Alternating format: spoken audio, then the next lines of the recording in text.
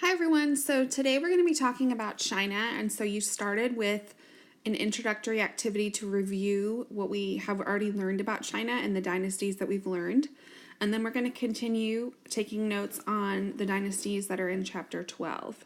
So I'm going to go over the facts that you should have on your paper, and you can pause the video if you need time to check your work. So the Shang dynasty was the river valley civilization along the Huanghe River.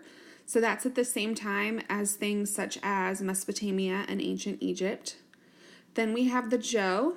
The Zhou is the longest Chinese dynasty. It's about 1,000 years. It ended with the era of warring states. It was decentralized, which we often call feudalism. This was the period in which Confucius was alive. They also began the idea of mandate of heaven, that the ruler gets his power to rule from the gods, or his mandate, and therefore he has to be a good and just leader. And they have a decentralized government.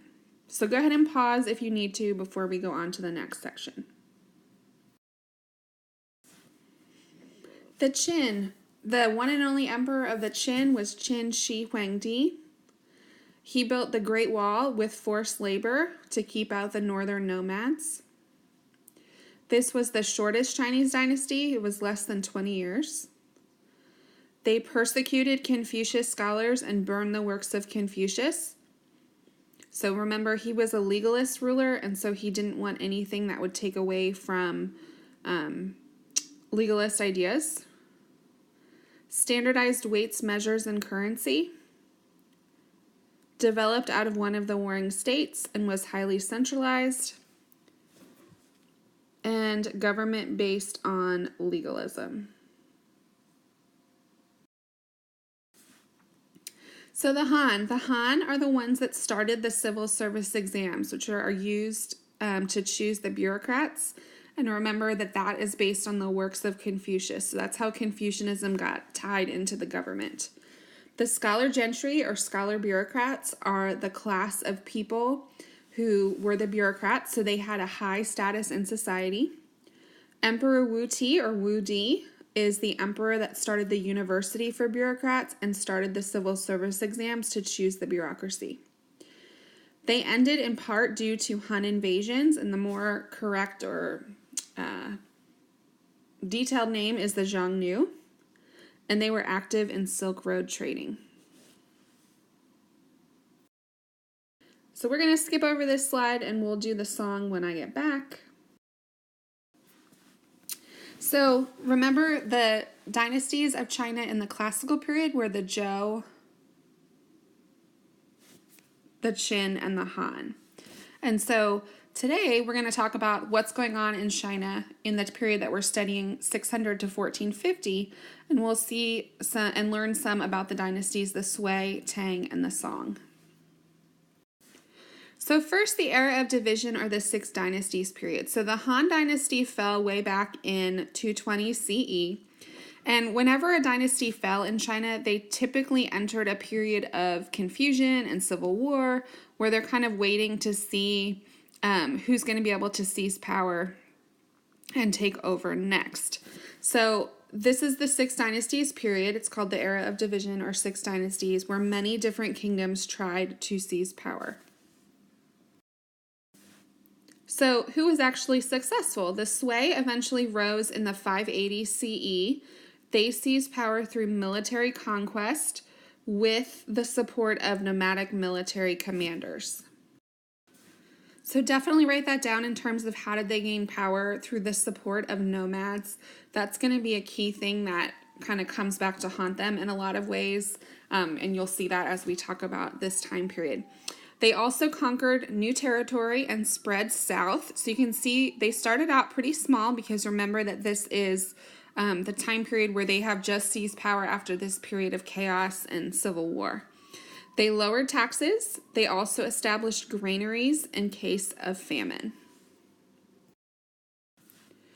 So eventually we have the Sui Emperor Yang Di. He is responsible for driving back the nomads. So remember that China still had that Great Wall, It's not like the Great Wall that we have today. It's much more primitive, but he tried to push the nomads back north beyond the Great Wall. He also restored civil service exams. So he brought back the civil service exams and the bureaucracy, because remember, there'd been this period of about 300 or 400 years where there hadn't been one dynasty in charge, and so they need to reestablish those systems. And this was aimed at promoting the scholar gentry class and taking away power from the aristocracy. This is because the scholar gentry class was integrated into the government, and so therefore easier to control, whereas the aristocracy are off out in the country with their large estates. And so this is a key theme in this time period, where the emperors tend to want to take power away from that aristocracy and give power to the scholar gentry, who they can have more influence over. They also began building the Grand Canal, which I'll talk about in a moment. What led to their downfall? So excessive spending and the use of forced labor. They basically became very involved in living luxurious lifestyles and not as much on governing. They also led some unsuccessful wars to conquer Korea, and that excessive taxation and forced labor and spending led to revolts of the people, and eventually the Sui emperor was assassinated in the 600 CE. So this is a picture of the Grand Canal. The Grand Canal is a large canal over 1,000 miles long that was built to run north-south in China. And we'll talk more about why that is the case and what they used it for. But anytime we have a major waterway like this, it's going to increase transportation and communication, which is a positive. So the Sui was relatively short-lived, about 40 years, and the next dynasty to rise were the Tang. Now, China enjoyed prosperity and stability during the Tang. So if we think about the Han as being the golden age of classical China, this is like a rebirth of that golden age. So the Tang and the Song we're going to study this week, and they had a lot of achievements in the economy, in trade, in the arts, all different sorts of things. So this is a period of prosperity and stability. The Tang extended their territory to parts of Central Asia, north to Manchuria, and south to kind of the edge of Vietnam. Now, if you look at the Tang Dynasty, they have this arm of territory coming out west, and that's something that the Han did as well. So think for a minute what trade route that aligns with. And hopefully you're thinking about the Silk Road. So traveling on the Silk Road or any trade route is very dangerous, because people know that you're traveling with expensive products, and so you're open to being robbed.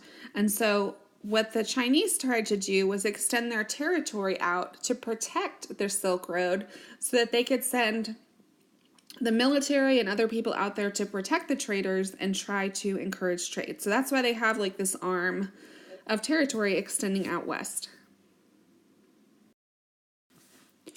So let's talk about the successes of the Tang Dynasty. So number one is that they rebuilt the bureaucracy. So the Sui had brought back the bureaucracy, but the Tang really took it to another level. They rebuilt the bureaucracy, which was needed to govern this huge territory that they had reconquered. The bureaucracy was extended to local levels, and so the goal here is to decrease the power of the aristocracy or the aristocrats. They also used what's called the Bureau of Census to keep tabs on the bureaucrats. So they would send inspectors to different parts of the government to make sure that the bureaucrats were hopefully doing what they're supposed to be doing. So they expanded the bureaucracy to its largest extent ever up until this point. So they had a much higher or larger number of bureaucrats than the Han Dynasty had. And they expanded the civil service exams to all levels of government. Now, remember, the civil service exams were based on the works of Confucius. And so the highest positions in the government were given to those who had passed the philosophy based on the Confucian philosophy and legal tests. And so these high-level bureaucrats, who were generally the most educated and attained these really high positions, are called jinshi. The families of these bureaucrats were given high status in society and lived very luxurious lifestyles.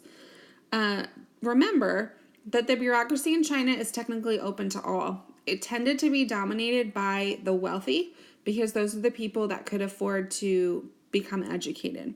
And so despite the expansion of the bureaucracy, family status was still important for power in this time period.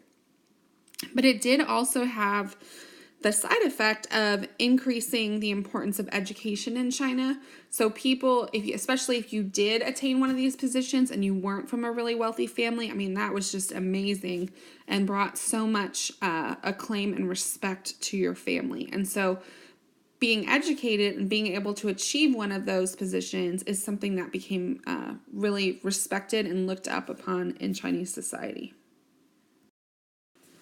So number 2 is the Grand Canal, or transportation and communication, the Grand Canal being one of those things, which we'll look at again in a little bit. Imperial communication system with roads, horses, runners, and rest stations. So the Tang really started to build their infrastructure and build an elaborate road system. They had a system of government messengers and a postal system. So that included horseback riders, runners, and rest stations, kind of like caravanserai that we have learned about in the Middle East. And so we have learned previously that roads are really important because they help you control your empire. It's important for sending messages, but also important for moving your military around more easily. Number 3 is the equal field system. So the equal field system was designed for the government to distribute land to the peasants. So most peasants could not afford to have their own land and they had to rent land. And so the government wanted to fix that issue. And so the equal field system was designed to do that. You were given a plot of land by the government. You were allowed to pass part of that land on to your children. But the rest, when you died, went back to the government and was supposed to be redistributed again to whoever needed it. Now, this may sound like they were trying to be nice, but that's really not the goal here. The goal is to prevent too much power and land in the hands of the aristocracy. So when the peasants don't have land and they have to rent land from a wealthy landowner, that gives the aristocracy or those landowners a lot of power and authority. And so the government's trying to decrease that and prevent the aristocracy from becoming too powerful. So, economic growth and urbanization. We are going to learn a lot more about this. I have a section about it later in the PowerPoint. I also want you to know that the Chinese invented a ton of important things in this time period, such as gunpowder, and so much so that we're going to do a separate activity about the inventions later this week. But one thing I'll note here is that they were especially known at this time for producing iron and steel. To be able to create steel, you have to develop systems to remove a lot of the impurities from the metals. And so the Chinese were able to do that and became known throughout the world for their steel production. And like I said, we'll learn a lot more about this coming soon. Number 5 is the tribute system. So we've learned about tribute systems before. For example, the Aztecs demanded tribute of the people that they conquered. So this is when other states have to pay money or goods to basically be allowed to keep existing and not be totally destroyed. So in this case, they had to pay money or goods to honor the Chinese emperor. And an example of this is the Silla Kingdom of Korea that had to pay tribute to the Tang emperor. Now, the side effect of this is that it did benefit some of these other places, even though they were still paying tribute, because it stimulated and encouraged trade between all these different parts of Asia. The representatives from the tribute states also had to kowtow to the emperor. I don't know if you've ever heard that term used, where you kowtow to somebody or you kind of like appease them. That's where this term originates. So the representatives from the tribute states had to go before the Chinese emperor and bow down so low until their heads actually touched the floor, till their forehead touched the floor. So think about for a minute how this would show that China was superior. So if you make someone who is a high government official from another country bow before you so low that they're touching the floor, it definitely gives the impression that you're supreme and you are over them and you have authority. And so that's what the kowtow is designed to do. And that was an extra part of the tribute system in China. So this slide apparently is not going to work in the program that I'm using. So just listen carefully, and I'm going to still explain everything that you need to know. So Xuanzang is a famous Chinese traveler. He was from a scholar level family, so he was raised Confucian since he was from the scholar gentry, but he converted to Buddhism by his older brother. And so remember, during the Han Dynasty, that Buddhism had spread to China through Silk Road trade. And so people in China were converting to Buddhism, even though the government was still officially Confucian. So Xuanzang, after he converted to Buddhism, thought that he would really like to learn more about Buddhism and kind of delve into that more deeply. And so he actually left China to travel to India on a religious pilgrimage. So he wanted to go to India, because remember, India is where Buddhism originated, and visit Buddhist shrines, learn from the Buddhist monks in India, and just study Buddhism more deeply. So he was gone on this journey for 17 years before returning to China. He actually became a Buddhist monk himself, and when he came back to China, he brought with him a lot of the Sanskrit Buddhist texts, so the writings about Buddhism from India, he brought back to China, and he spent the rest of his life translating those into Chinese. So he wanted to bring what he thought was like a more purified or official version of Buddhism to China directly from India.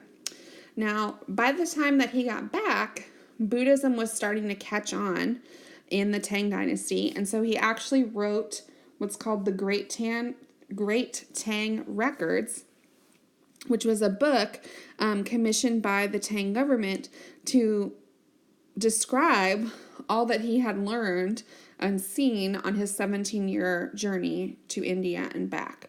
So you might be thinking, this kind of sounds a little bit familiar in some ways. So hopefully you're thinking about Ibn Battuta, the Muslim traveler that we learned about.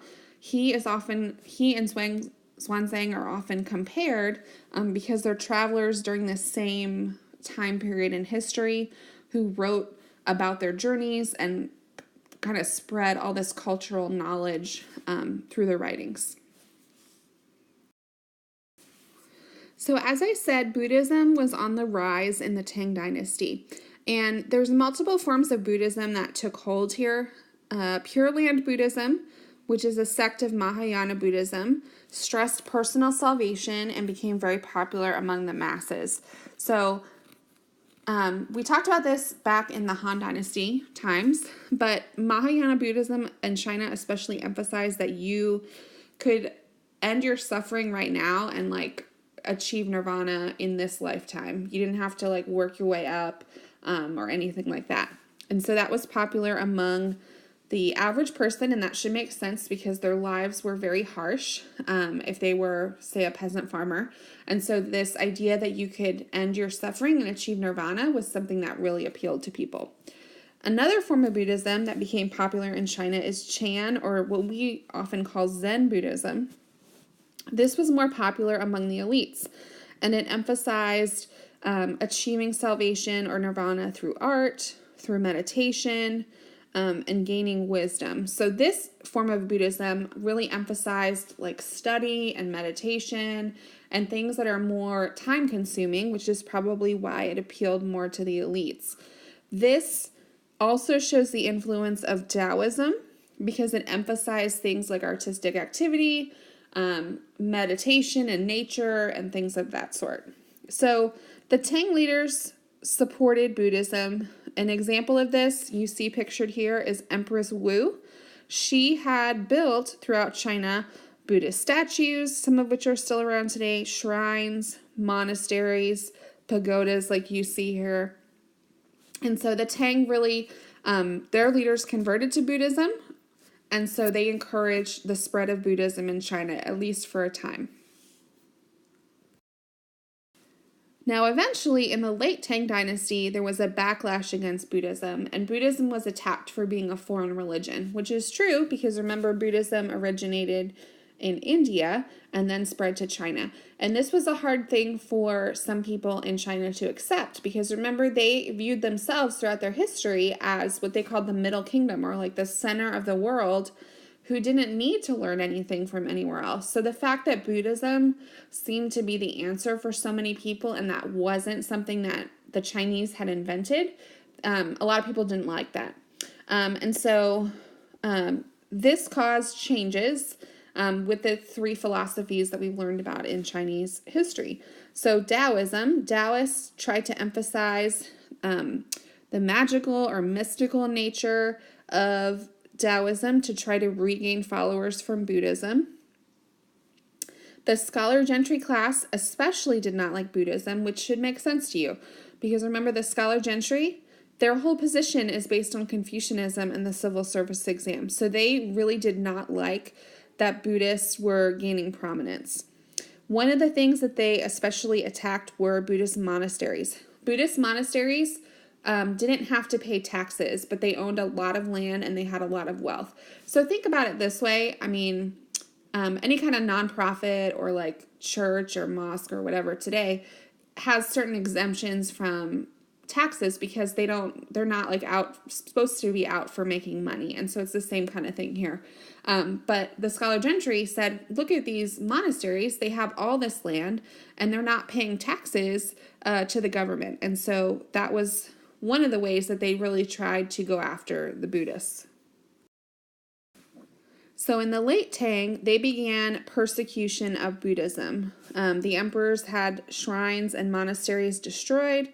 Peasants who worked on the land of monasteries were forced out. So the monastery was one place where peasants who didn't have land could go and farm and like grow a little bit of food to feed their family on the monastery land. And so they tried to end that.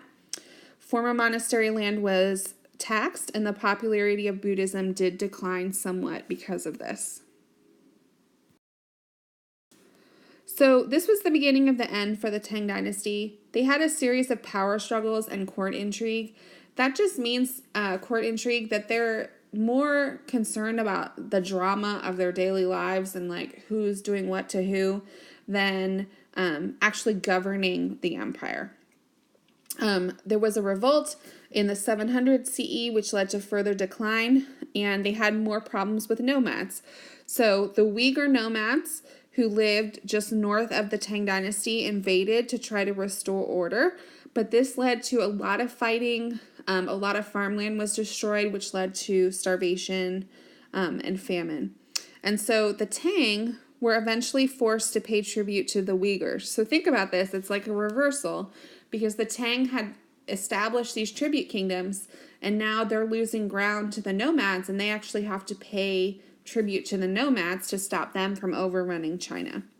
Another problem is that regional landlords were responsible for collecting taxes, and as the Tang government weakened, they thought, well, I'll just kind of keep the taxes for myself, or maybe I'll seize control of some of this territory because the Tang military is too busy, and I'll make my own little kingdom. And so eventually, for all of those reasons, the Tang fell in 907 CE. So if you want to summarize that, I would say not concerned with governing the empire, Uyghur nomads took control and demanded tribute. Regional landlords also seized power. So those are some of the main reasons that the Tang declined. So the next dynasty to rise a few years later is the Song in 960 CE.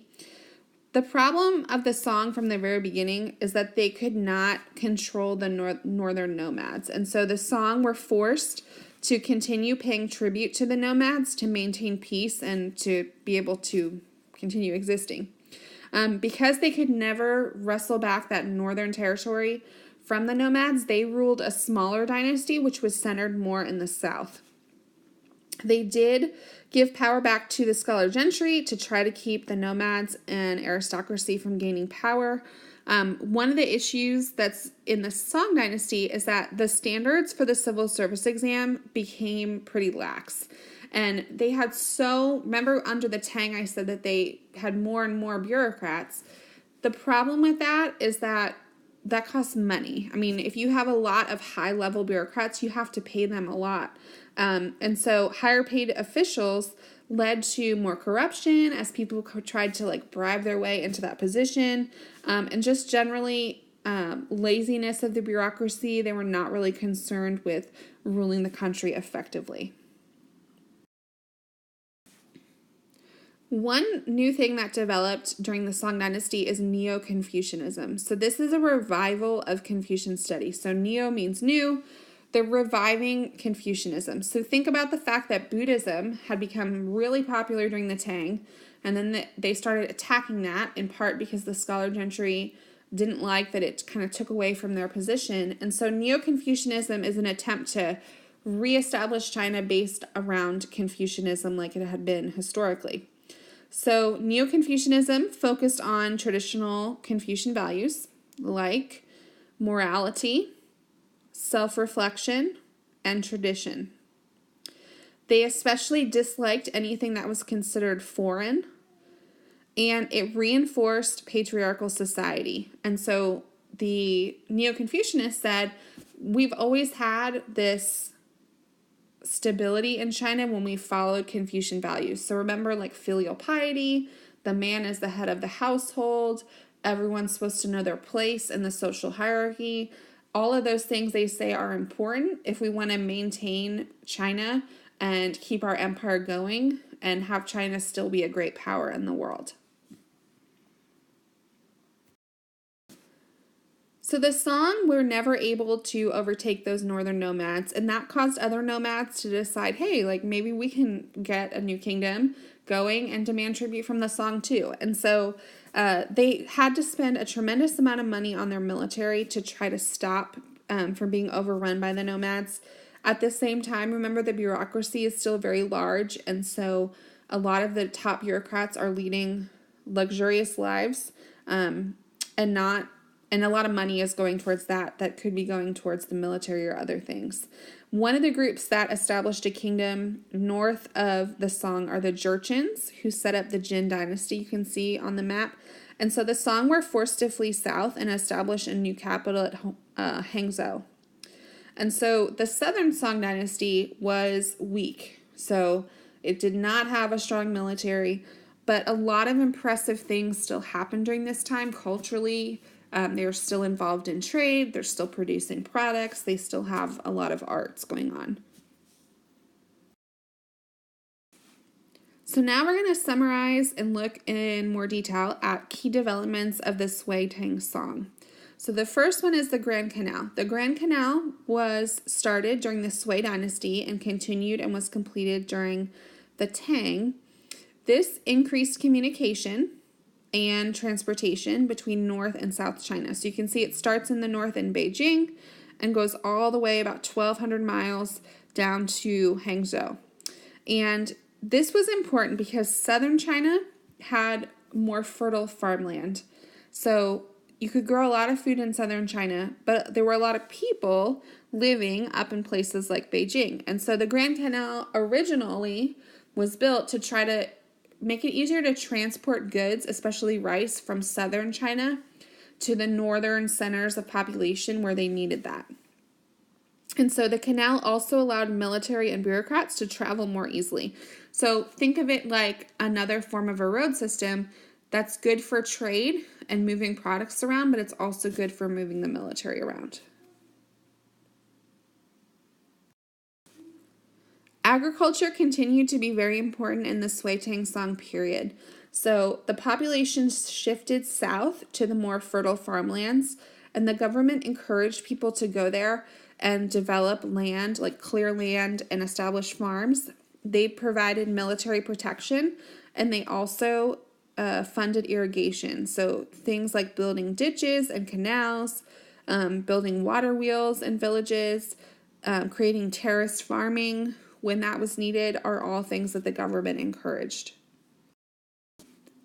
They also started using a new seed called champa rice and better fertilizers. Champa rice is a form of rice that came from Vietnam. So the reason champa rice is so important is that it grows really fast. So in a normal year with regular rice, maybe you could plant one crop and after several months harvest it, and then that's what you have for that season. Champa rice can be harvested after only 60 days. So in parts of China where it's warm enough, you could grow champa rice twice. Like you could grow it, harvest it in 60 days, plant it again, and then grow it again and harvest it again in 60 days. So you get like 2 harvests in just one season. So that caused a huge increase in population in China, and it became a very important crop. The Sui and Tang dynasties also broke up large estates and gave land to peasants. Remember, this is a key theme throughout Chinese history, where they want to reduce the power of the aristocracy. Aristocratic power, though, was replaced with the scholar gentry, so the power is still staying at the top of society. It's not as if it's like going to the peasants or anything like that.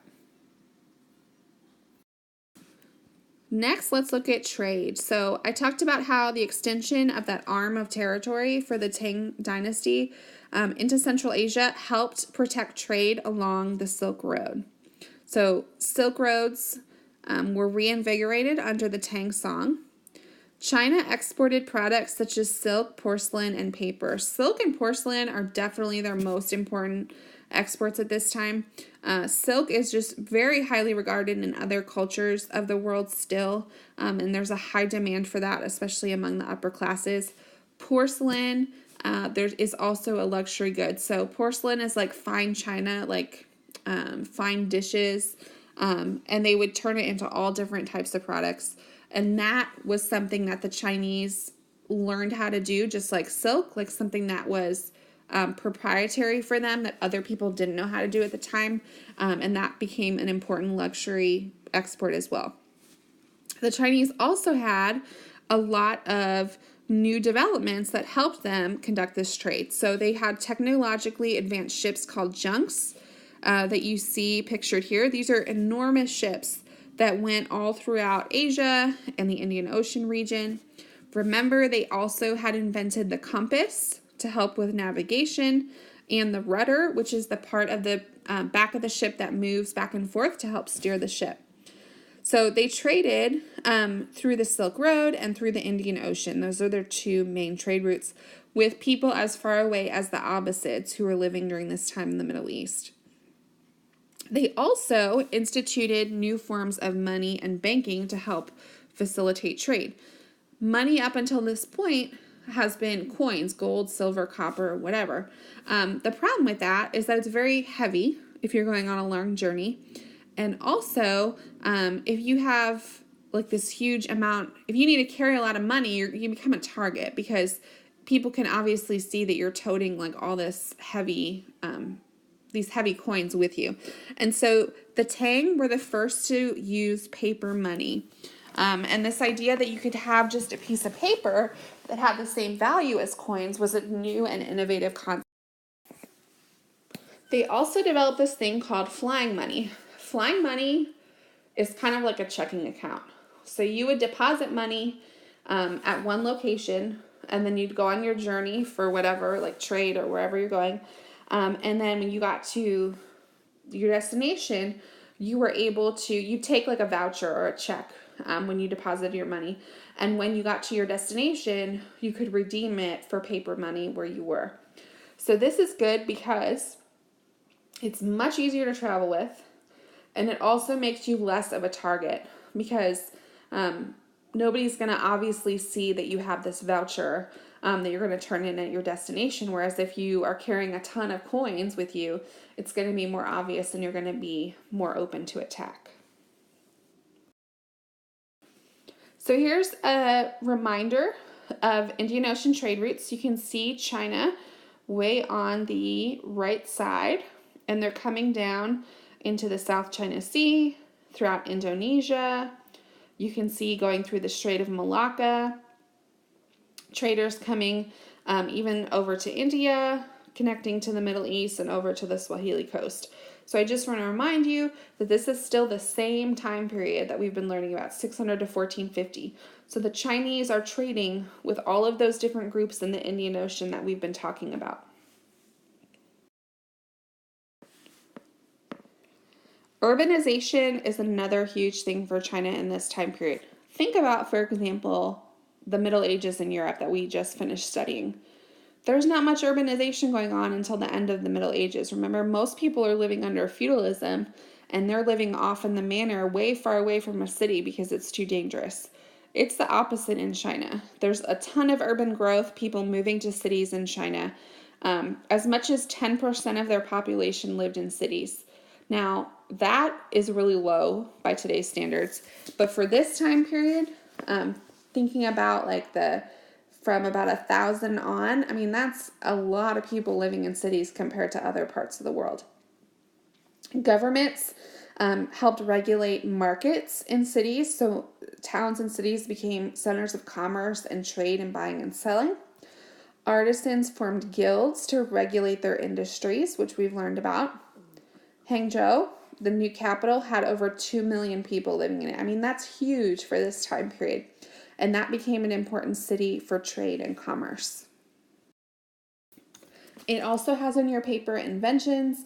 We're going to learn all about the inventions later this week, things like paper money, gunpowder, porcelain, and a lot of other things. So let's just talk about society during this time. So Confucian patriarchy is still dominant on all three dynasties. So patriarchy is still a thing. That can go on your spice chart on your homework. That's still important in all of these dynasties. Arranged marriages were still widely used, and the wife's family had to pay a dowry to the husband's family. During the Tang and Song dynasties, wealthy women had more influence. Like think about Empress Wu that we talked about, who worked to expand Buddhism. During the Tang and Song, divorce was allowed if both spouses agreed, and they did have laws against men just abandoning their wives and their families. Now, as Neo-Confucianism came about, it really lessened the rights of women. So remember Confucianism and filial piety, women were supposed to be in the home and totally submissive to the men in the family. So it stressed women's role in the home. Widows were discouraged from remarrying. Like women were supposed to be pure and faithful, but not, men, they didn't have the same standards. And so Neo-Confucianists especially disliked women's expanded role in Buddhism, and they passed laws to disallow women's inheritance and right to divorce. And so foot binding began, which we're going to learn more about. Foot binding is the process of women binding their feet to make them really, really tiny. And this is a symbol of status and beauty. So again, on your paper, foot binding is the process of women binding their feet to make them very small, which was seen as really attractive in China at the time. And it's a symbol of status and beauty. And it began in the Song dynasty. And that's important enough that we're going to spend time learning about that separately and delve into that more deeply. Lastly, we have art and scholarship. So during the Tang dynasty, because they encouraged Buddhism, Buddhist art and architecture also flourished in China. The Tang dynasty were also active in literature. So remember, Buddhism, especially Zen Buddhism, was emphasized the arts. So that really helped the literature flourish in China. A lot of their poetry focused on nature, so that still shows the Taoist influence. Li Bo is a famous nature poet. In the Song dynasty, landscape painting also became really popular. Now, these are typical paintings from this time period. One thing to notice is look for a minute and see if you can spy any people. In the painting on the left, there's teeny tiny people way at the bottom. So this really shows Taoist influence, and kind of the idea here is that nature is so grand and enormous and beautiful that humans are insignificant compared to the glory of nature. And so that's why in a lot of these landscape paintings, humans are depicted, but they're really, really small. Education during this time also focused on creating well-rounded individuals and scholars who could appreciate the arts. So that's again the influence of Zen Buddhism and this emphasis on education. So that is the highlights of the Sui Tang Song Dynasty, which we'll continue learning about this week.